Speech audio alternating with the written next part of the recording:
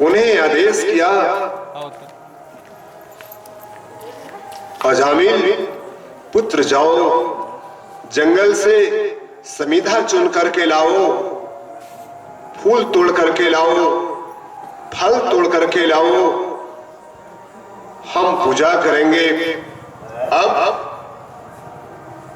अजामिल जंगल को चले हैं और जैसे ही जंगल को गए हैं, प्रेमी सज्जनों जरा गौर करना, बचपन से ही अजामिल भगवान के बहुत बड़े भक्त थे। दिन रात भगवान के भजन कीर्तन और सत्संग में ही उनका समय गुजरता था। साधु संतों की, ब्राह्मणों की, गायों की बहुत सेवा करते। दिन दुखियों पर तो इतने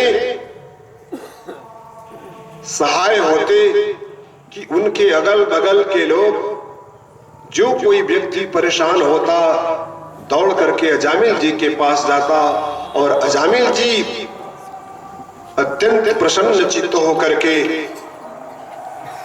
उस दिन दुखी की मदद करते।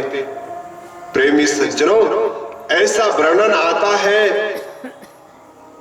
कि अजामिल जी इतने सहृदय थे, इतने दयालु थे, इतने बड़े भगवान के भक्त थे कि उनके दरवाजे से कोई भी निराश होकर के नहीं लौटता था।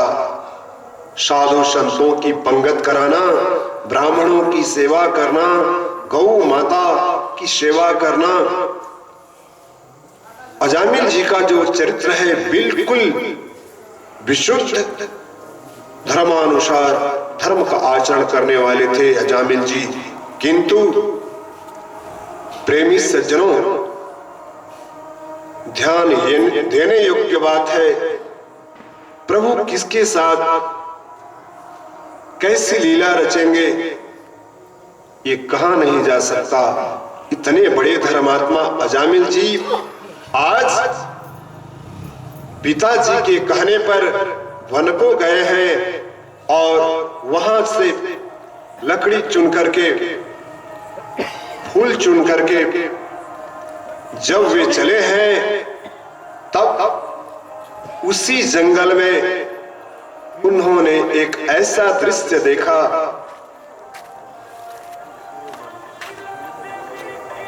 जिस दृश्य ने भक्त अजामिल की मन स्थिति को बिल्कुल ही बदल करके रख दिया। अजामिल जी क्या देखते हैं, एक वेश्या है और उस वेश्या के साथ में एक शूद्र रमण कर रहा है, विहार कर रहा है और दोनों मदिरा का पान किए हुए हैं। कभी वेश्या हंसती तो शूद्र भी हंसता, कभी शूद्र हंसता तो वेश्या भी हंसती। अब दोनों अपने काम भावना को शांत करने में लगे थे। तब तक भक्त अजामिल की दृष्टि उन दोनों पर पड़ जाती है। प्रेमी सज्जनों, भक्त अजामिल ने प्रभु से निवेदन किया, हाय प्रभु, हमने क्या देखा। वह अपने धर्म के बल पर, अपने योग के, अपने तप के बल पे चाहा कि हम अपनी मन स्थिति को अपने काबू में रखें, लेकिन प्रभु की ऐसी प्रेरणा हुई कि भक्त अजामिल अपने मन पे काबू नहीं रख सका और उसका भाव बिगड़ गया। जैसे ही उसका भाव बिगड़ा है प्रेमी सज्जनों, वह भी काम भावना से ग्रसित हो गया और वो इस प्रकार चिंतन करने लगा कि किसी भी तरह से इस वेश्या से हमारा संग हो जाए। प्रेमी सज्जनों, शास्त्र ऐसी आज्ञा करते हैं शास्त्र ऐसी आज्ञा करते हैं कि इंसान तो क्या, किसी भी पशु और पक्षी को भी विहार करते हुए नहीं देखना चाहिए। यदि कोई किसी इंसान, किसी पशु या किसी पक्षी को विहार करते हुए जो देख लेता है, उसे पाप लगता है। और वही पाप आज उस धर्मात्मा अजामिल को लग गई है। अजामिल का भाव बिगड़ गया। अजामिल घर आया है, अपने पिताश्री को फूल दिया है, फल दिया है, समीधा दिया है, उसके बाद निकल पड़ा है अजामिल उस वेश्या के लिए। प्रेमी सज्जनों, जो भ्रष्ट औरतें होती हैं किसी से भी प्रेम नहीं करती है, ऐसा शास्त्र बताते हैं। उस बदचलन औरत ने कहा कि हम तुम्हारे साथ रमण तो करेंगे, लेकिन तुम्हें नित्य हमें धन उपलब्ध कराने होंगे। जिस दिन तुम हमें धन उपलब्ध नहीं कराओगे, उस दिन हम तुम्हारे साथ रमण नहीं करेंगे। धर्मानुरागी प्रेमी सज्जनों, अजामिल जी के जो पिताजी थे धनवान थे। प्रभु ने धन दौलत की कोई कमी नहीं दी थी अजामिल जी के माता पिता को। अब अजामिल जी प्रतिदिन पिता द्वारा अर्जित धन को ले जाते और उस बदचलन औरत को देते। अब उस बदचलन औरत के प्रेम जाल में ऐसे बंध गए अजामिल जी कि अब अपने घर परिवार को छोड़ दिए, अपनी पत्नी को घर से निकाल दिए, अपने पिता को घर से निकाल दिए, सबको घर से निकाल दिए और उस वेश्या को अपने घर में ला करके रख दिए। प्रेमी सज्जनों, उस दासी से अजामिल जी ने 10 पुत्र पैदा किए और 10 पुत्रों को बड़े प्रेम करते, लेकिन जो सबसे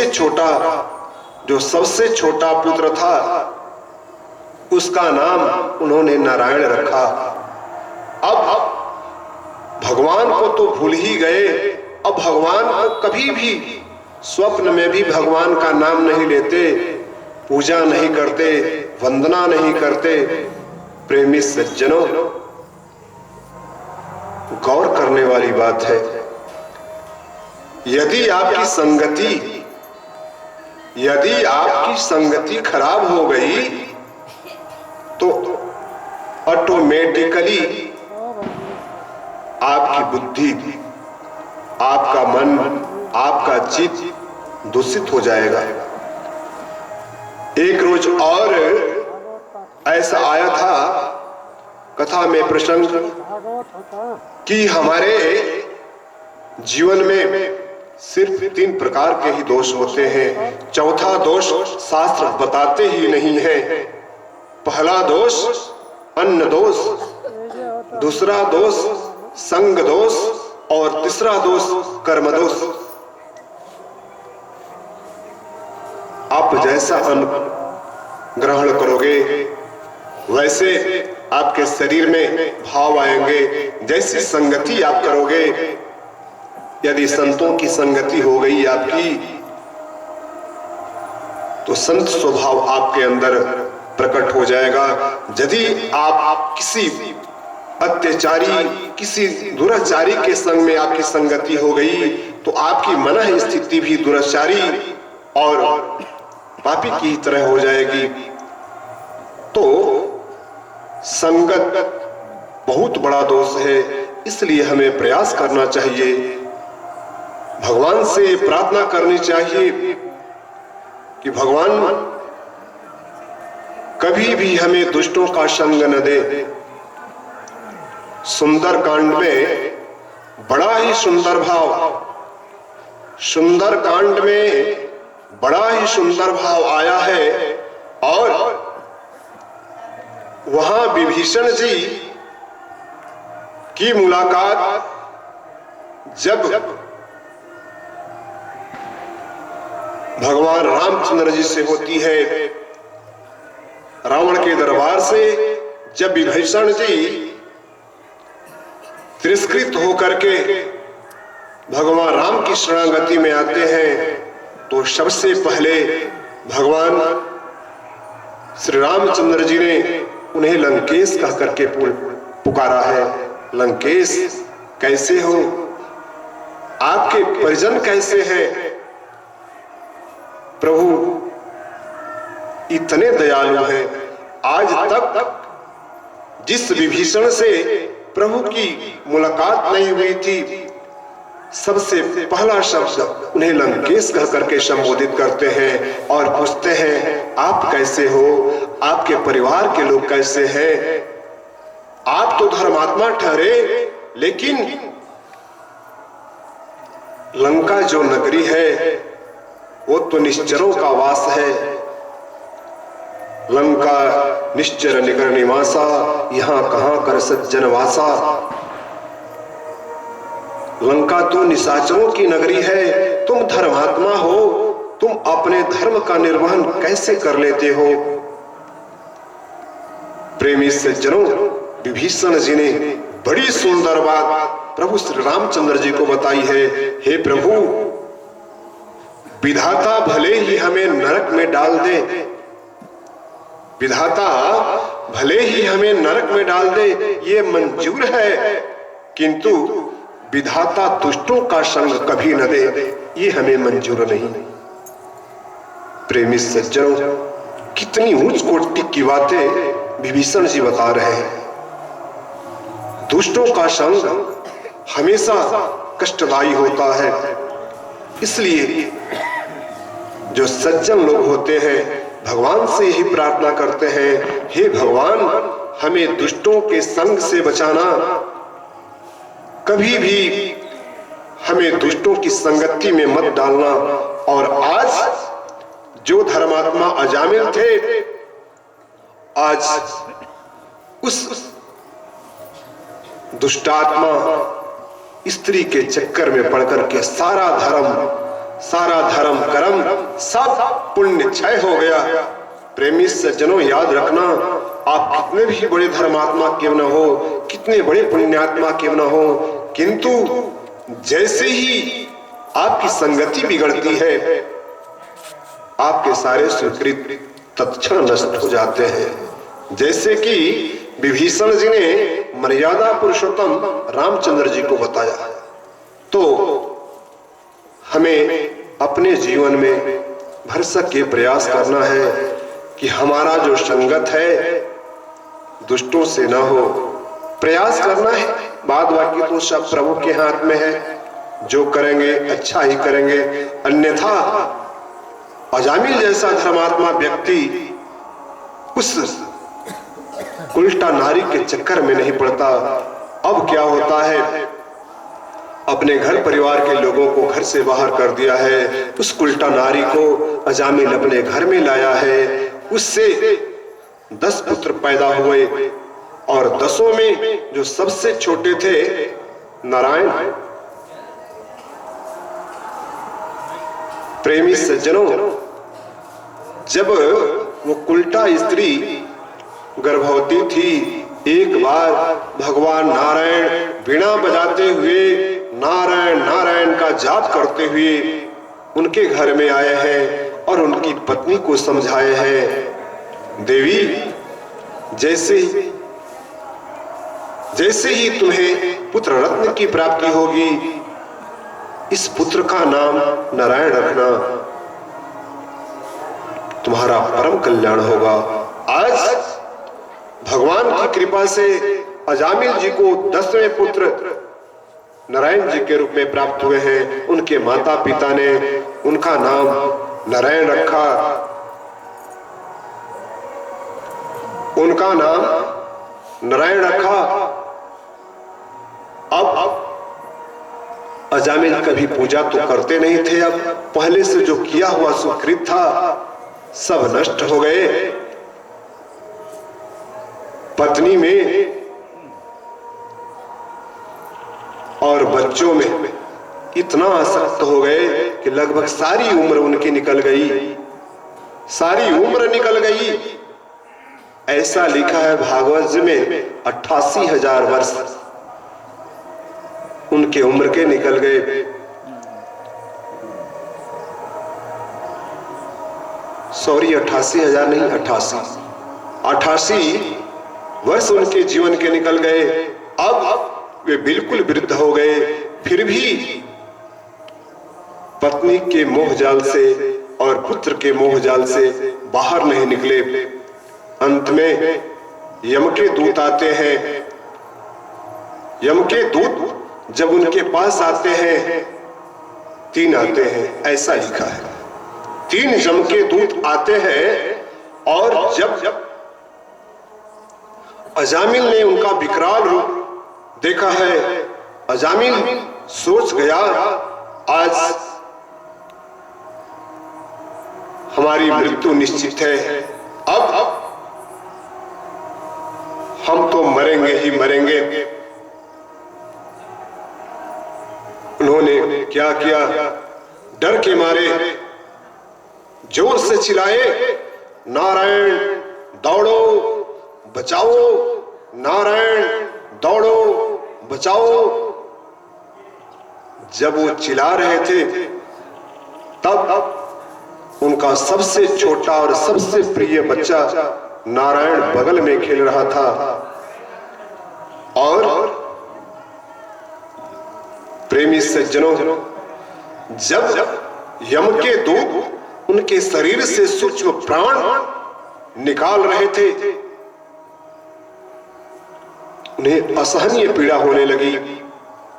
प्रेमी सज्जनों, आप ध्यान देना, आपके घर में अगल बगल पड़ोस में जब किसी की अंतिम बारी आती है, प्राणांत का समय आता है, असहनीय पीड़ा होता है, तो आज अजामिल भी उस असहनीय पीड़ा को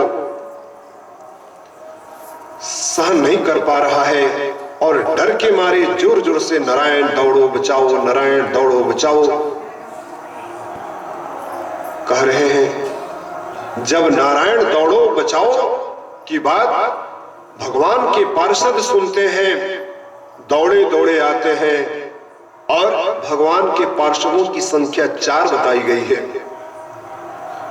यम के दूतों की संख्या 3 बताई गई, किंतु भगवान के पार्षदों की संख्या 4 बताई गई।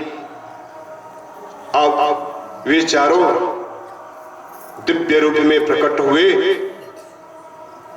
उनके माथे पे स्वर्ण जड़ित मुकुट थे, कानों में कुंडल थे, सुंदर सुंदर आभूषण और वस्त्र धारण किए हुए थे।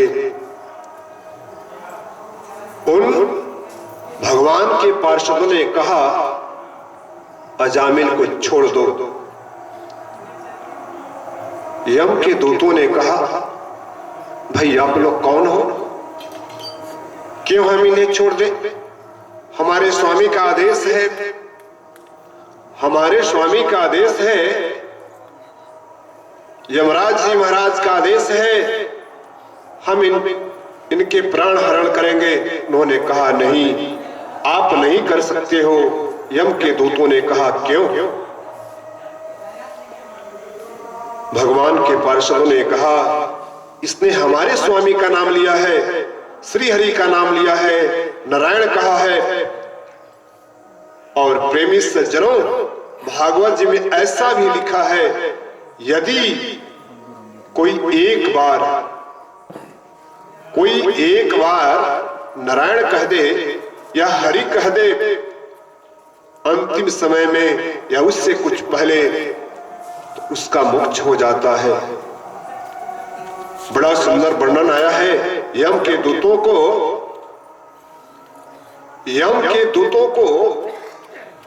जबरन वहां से भगवान के पार्षद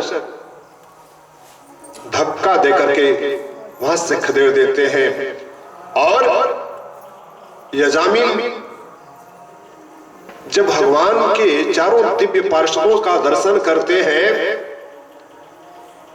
बड़े सुकून में आए, उनकी सुंदर स्तुति गाई और अजामिल ने कहा, भगवान आप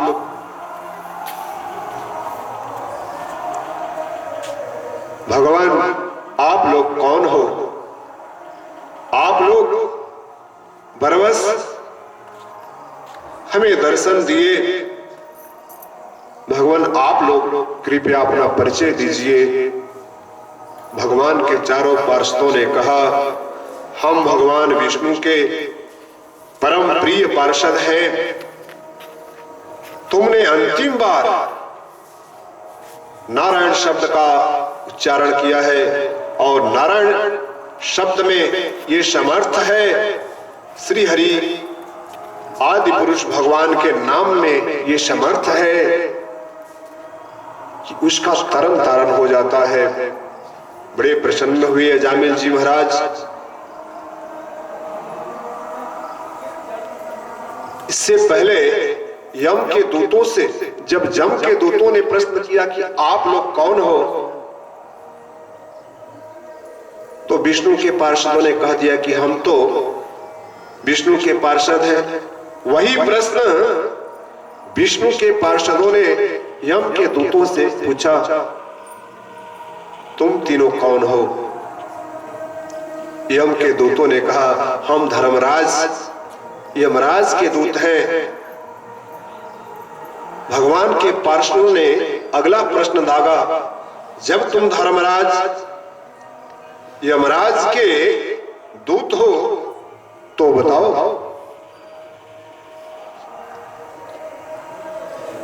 धर्म क्या है, अधर्म क्या है? भगवान के भक्तों का लक्षण क्या है? यम के दूतों ने बड़े सुंदर शब्दों में जवाब दिया है भगवान के पार्षदों को। यूं शास्त्र के अनुसार आचरण करता है, जो शास्त्र में वर्णित शास्त्र की आज्ञा के अनुसार जो आचरण करता है वही धर्म है, और जो बातें शास्त्र में निषिद्ध है, जिन्हें मना किया गया है, वही अधर्म है। धर्म और अधर्म की बड़ी सुंदर परिभाषा यम के दूतों ने दिया। वहां से अब वे लोग यम के दूतों के पास, यमराज के पास पहुंचे हैं उनके दूत, और जा करके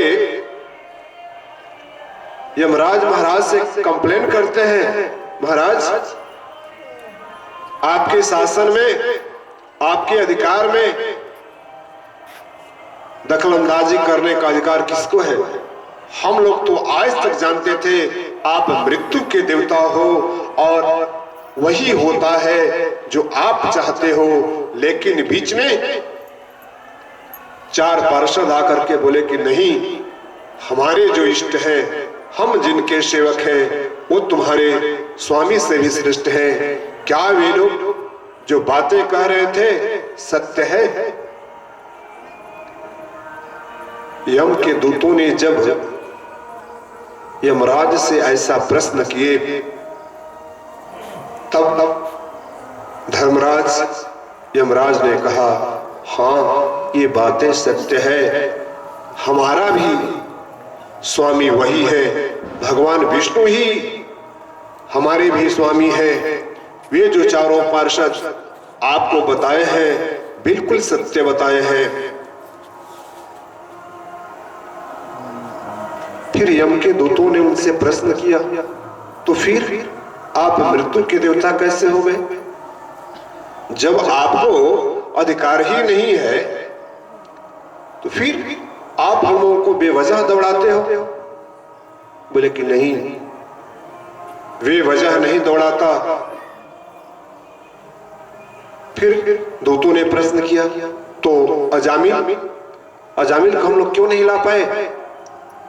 यमराज ने बताया, देखो हमारी भी एक सीमा है, बड़ी सुंदर बातें धर्मानुरागी प्रेमी सज्जनों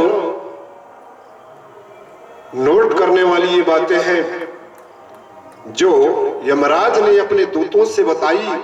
देखो, तुम लोग उसी के घर में जा सकते हो जिस घर में न तो भगवान का भजन होता है, न कीर्तन होता है, न सत्संग होता है, न वेद पुराणों का कोई स्वाध्याय करता है। जो धर्म से विमुख है, सिर्फ और सिर्फ उन्हीं घरों पर हमारा अधिकार है।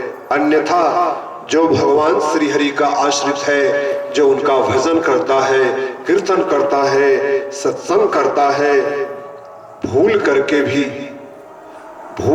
भी वैसे भक्त जनों के घर में, वैसे भागवतों के घर की तरफ नजर भी नहीं उठाना। अन्यथा तुम क्या, मैं भी जल करके भस्म हो जाऊंगा। कितनी उच्च कोटि की बातें प्रेमी सज्जनों, कितनी उच्च कोटि की बातें यमराज जी अपने दूतों को बताते हैं। ध्यान देने योग्य बातें हैं, और ध्यान देने योग्य ही नहीं, इसे हर भक्त को, हर प्रेमी को अपने आचरण में उतारने की जरूरत है। भागवत जी स्पष्ट शब्दों में चिल्ला चिल्ला करके कह रही है कि जिस घर में भगवान का भजन होता है, कीर्तन होता है, सत्संग होता है, जो नित्य भगवान को भोग लगाते हैं, उस घर की तरफ नजर उठा करके भी मत देखना। भगवान नाम संकीर्तन का बड़ी महिमा कलयुग में बताई गई है। सतयुग में जो फल ध्यान करने से मिलता था, त्रेता में जो फल तपस्या करने से मिलता था, द्वापर में वही फल सत्य, दया, दान, शौचादि करने से मिलता था। प्रेमी सज्जनों, वही फल कलयुग में केवल राम का नाम लेने से होता है। गोस्वामी तुलसीदास ने लिखा ना रामचरितमानस में, कलयुग केवल नाम आधारा, सुमिरी सुमिरी नर उतर ही पार। कलयुग में कुछ भी नहीं करना। सबसे बढ़िया जो कलयुग है। जो प्रेमी सज्जन गहराई तक नहीं जाते, वे यही बोल देते हैं, ये तो कलयुग है, बड़ा खराब युग है। इसी प्रश्न को प्रेमी सज्जनों, इसी प्रश्न को एक बार नैमिषारण्य में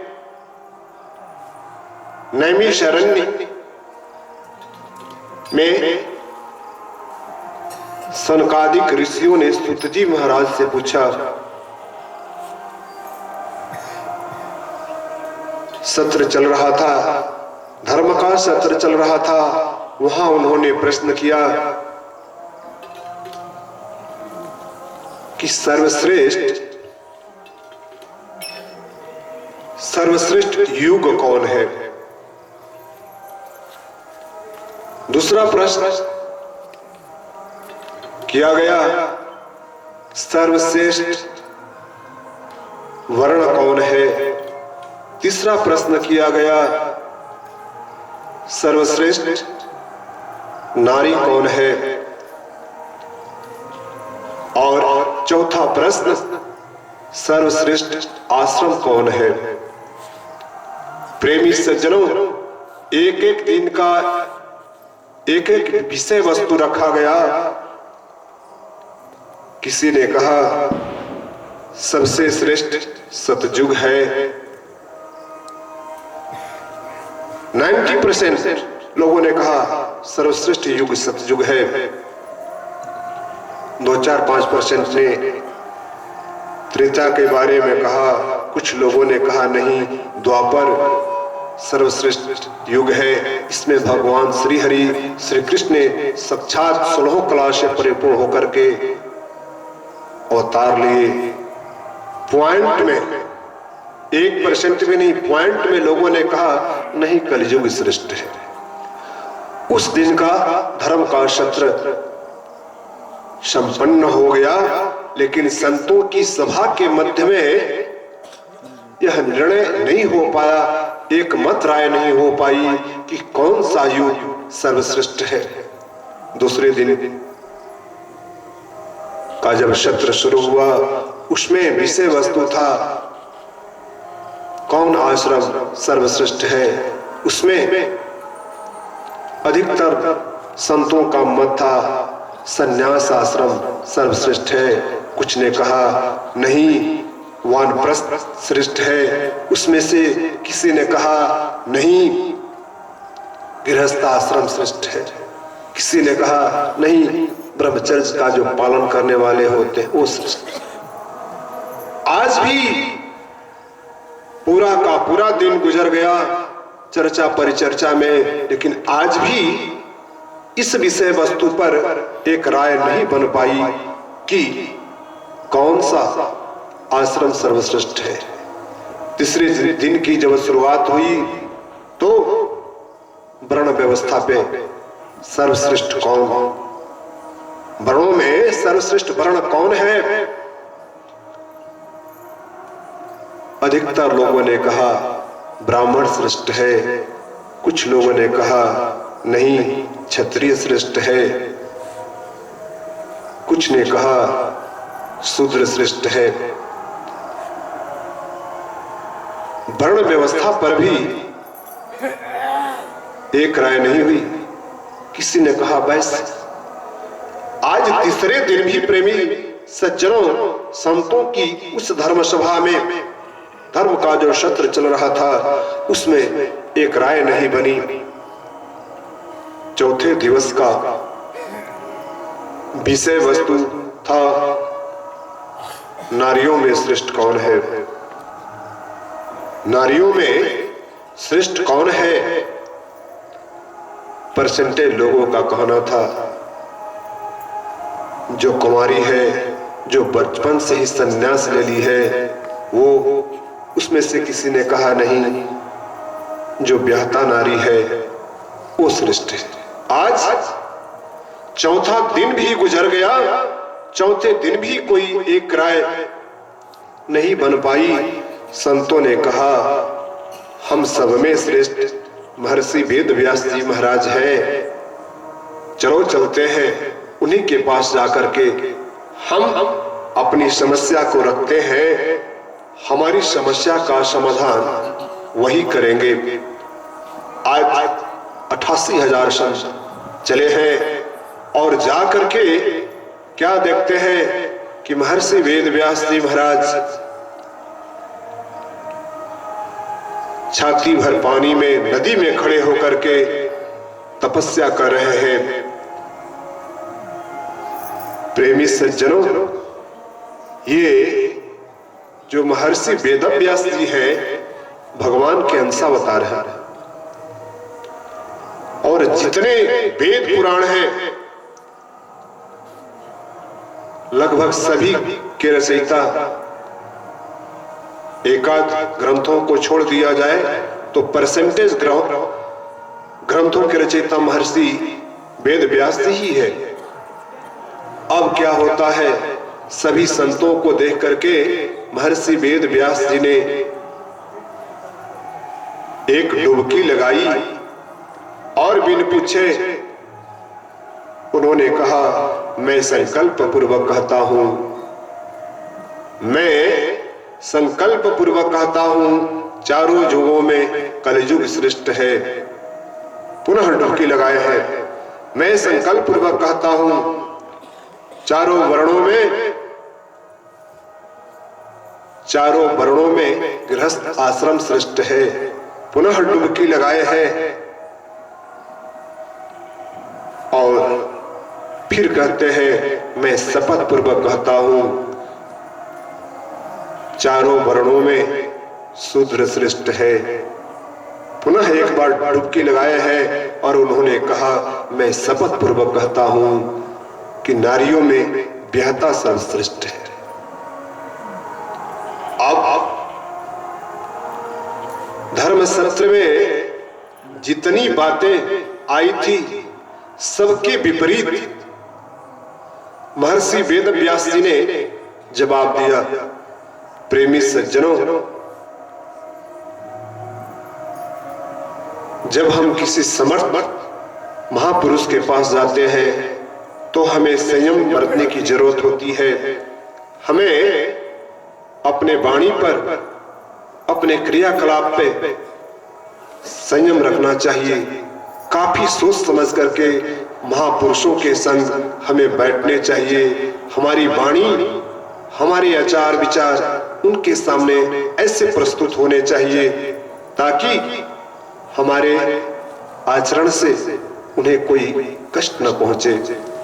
अब सभी संतों ने देखा, भाई ये तो घोर आश्चर्य की बात है, हम लोग के विपरीत ही ये उत्तर दे रहे हैं। संतों ने कहा, भगवान आपने जो बातें कही हम लोगों को समझ में नहीं आया, कृपया विस्तार से समझाइए।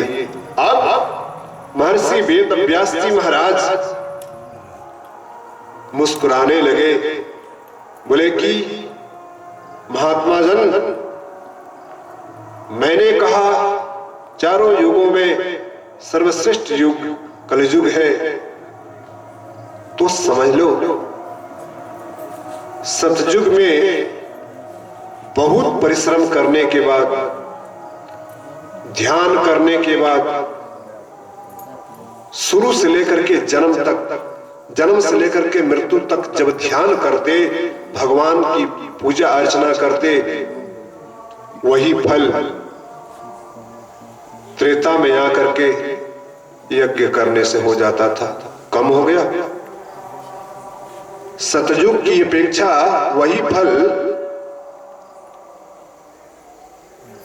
तपस्या करने से, दया दान करने से, शौचादि का नियम पालन करने से होता था।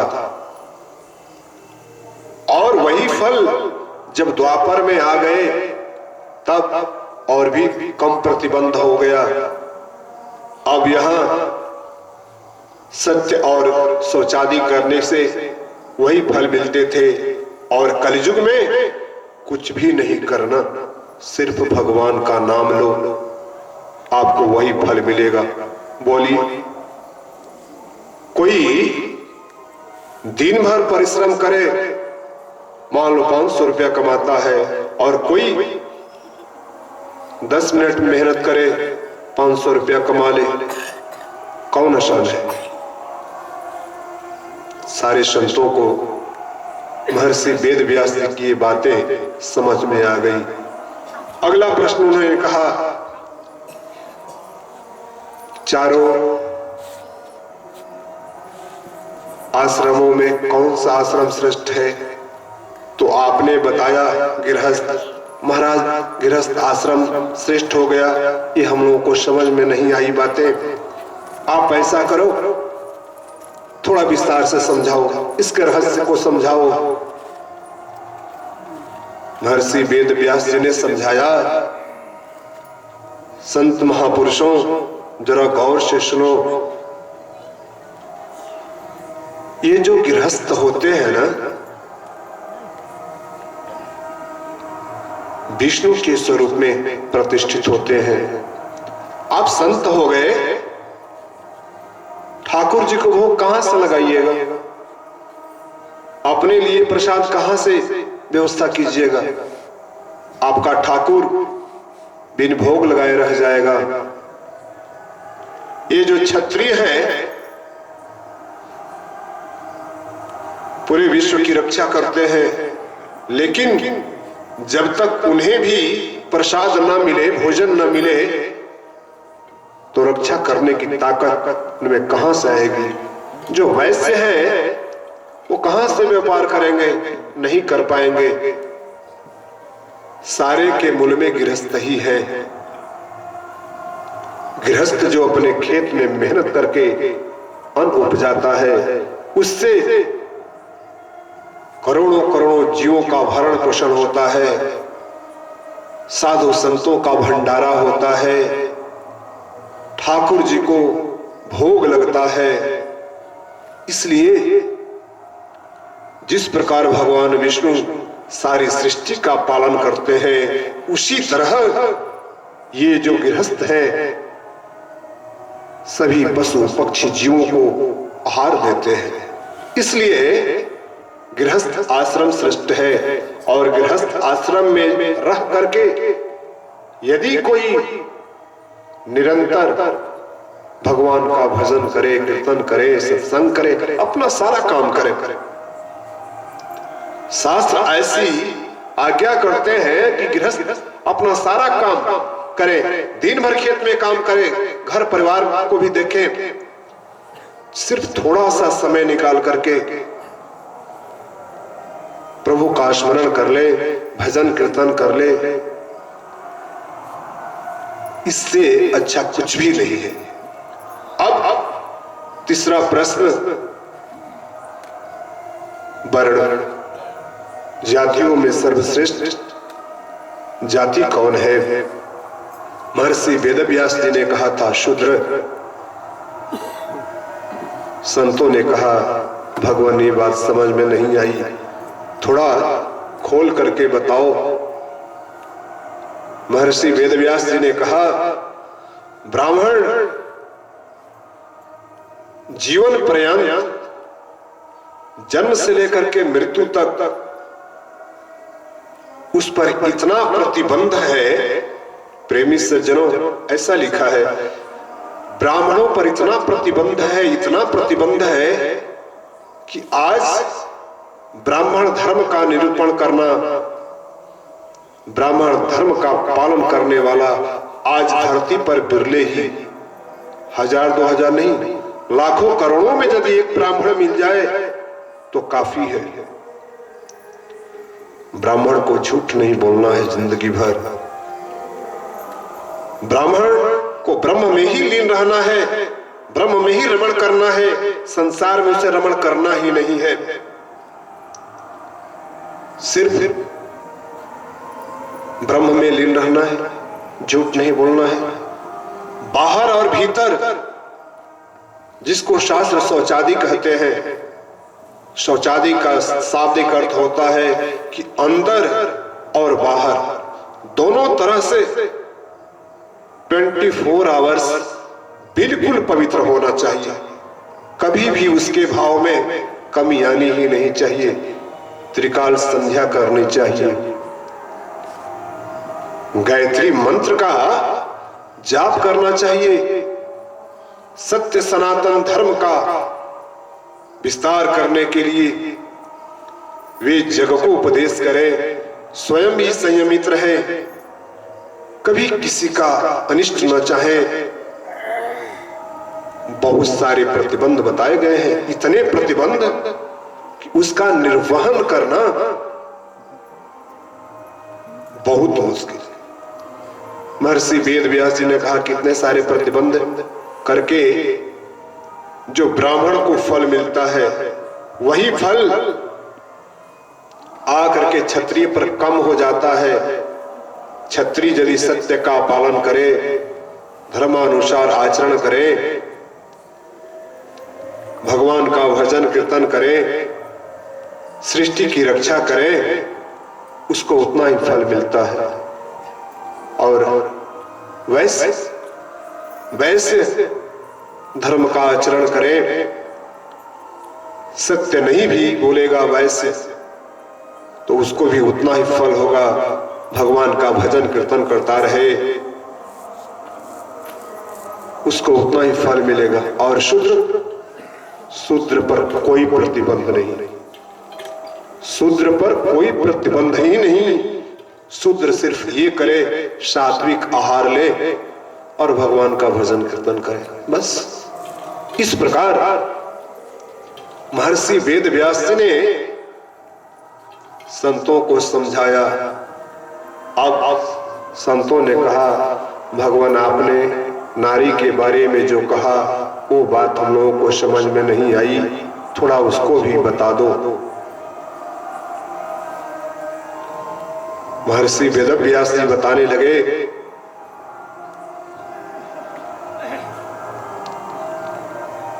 जो ब्याहता नारी है ना, ब्याहता नारी सर्वश्रेष्ठ है। जो कन्या बचपन से ही संन्यास ले ली, ब्रह्मचर्य का पालन करने लगी, वो उतनी श्रेष्ठ नहीं जितनी कि ब्याहता नारी। उन्होंने दृष्टांत दिया सती अनुसुईया का, सावित्री का और अन्य नारियों का। उन्होंने दृष्टांत दिया। सभी संत महात्मा संतुष्ट हुए और वहां से लौट करके अपने जो नित्य धाम था नैमिषारण्य में आए हैं। प्रेमी सज्जनों, ये जो माता सती अनुसुईया है ना, बड़ी विचित्र चरित्र उनका, और खास करके माताओं को सती अनुसुईया के बारे में जानना ही चाहिए, जिसे महर्षि वेदव्यास जी ने 88,000 संतों को सुनाया। अनुसुईया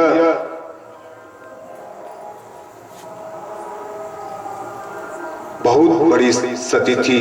एक बार अनुसुईया जी ने अपने पति अत्रि मुनि की अति सेवा की। वे तो हमेशा करती थी, लेकिन एक दिन इतने प्रसन्न हुए अत्रि मुनि, उन्होंने कहा, देवी वरदान मांगो, आज तुम जो मांगोगी, तुम्हारा जो भी मनोरथ होगा, हम उसे सफल कर देंगे। बड़े सुंदर शब्दों में सती अनुसुईया ने अत्रि मुनि से निवेदन की है, भगवान आपकी दया दृष्टि बनी रहे, आपके चरणों में नित्य मेरा प्रेम बना रहे। आपके चरणों के सिवा हमें किसी और चीज की कोई कामना ही नहीं है। अत्रि मुनि ने कहा, देवी हम तुम्हारे इस सेवा भाव से अति प्रसन्न हुए, और जाओ आज हम तुम्हें वरदान देते हैं, तुम्हारा जो पतिव्रत धर्म है, तीनों लोक 14 भुवन में तुम्हारे जैसा न कोई शक्ति हुई न आगे होने वाली है। एक दिन नारद जी वीणा बजाते हुए श्रीमान नारायण नारायण का जाप करते हुए ब्रह्मलोक को पहुंच गए, और वहां जाकर के ब्रह्माणी से कहते हैं,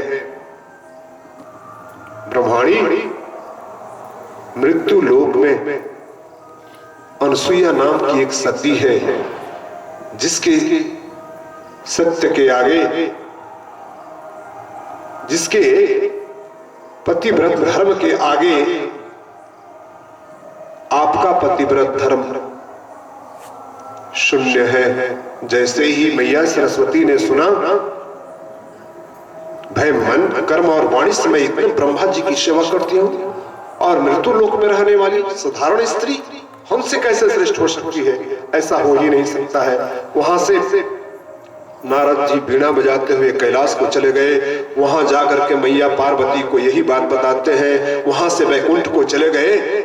वहां जाकर के मैया लक्ष्मी को यही बात बताते हैं कि मृत्यु लोक में सती अनुसुईया है, जिसके पतिव्रत धर्म के सामने आप तीनों महादेवियों का पतिव्रत धर्म कहीं नहीं टिकता। अब तीनों इस बात को सुनकर के बहुत दुखी हुई। ब्रह्माणी, रुद्राणी और लक्ष्मी तीनों को घोर आश्चर्य हुआ। हम महालक्ष्मी, हम महासरस्वती, हम महागौरी, और हमारे सामने एक साधारण सी नारी कितनी प्रशंसा। नारद जी झूठ बोल तो नहीं सकते। आज जैसे ही त्रिदेव अपने अपने धाम में पधारे हैं, ब्रह्मा जी से मैया सरस्वती ने कहा नारद जी आकर के ऐसा कह गए, हम नहीं मानते उनके सतीत्व का, उनके पतिव्रत धर्म का परीक्षण करना है। यही बात मैया पार्वती ने भगवान भोलेनाथ से कही और यही बात मैया लक्ष्मी ने भगवान विष्णु से कही। तीनों महादेवी जिद पे अड़ गई। जब तक अनसुईया का पतिव्रत धर्म का आप लोग परीक्षा नहीं लेंगे, तब तक हम लोग आप लोगों का अभिवादन नहीं करेंगे, सेवा में प्रस्तुत नहीं रहेंगे। प्रेमी सज्जनों, आज ब्रह्मा विष्णु और महेश तीनों देव अत्रि मुनि के आश्रम में आए हैं सती अनसुईया की परीक्षा लेने के लिए और ब्राह्मण का वेश धारण करके। नारायण प्रीतम, हरा वाले में साउंड बढ़ाओ।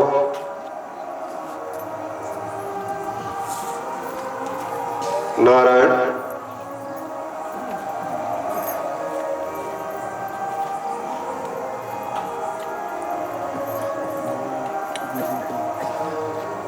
आज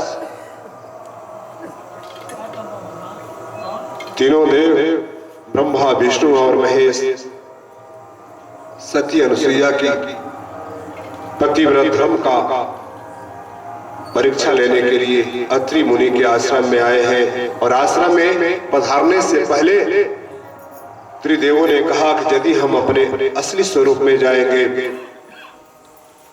तब तो वे हमें पहचान जाएंगे, जान जाएंगे कि हम ब्रह्मा विष्णु और महेश हैं। ऐसे उनकी परीक्षा नहीं लेंगे।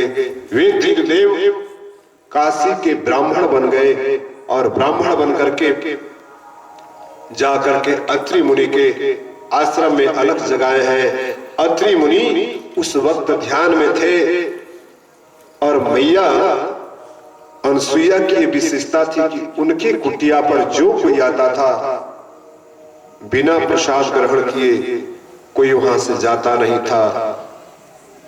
आज त्रिदेव अलग जगाए हैं। मैया बहुत भूख लगी है, कई दिनों से हम भूखे हैं, हमें भंडारा पवाओ।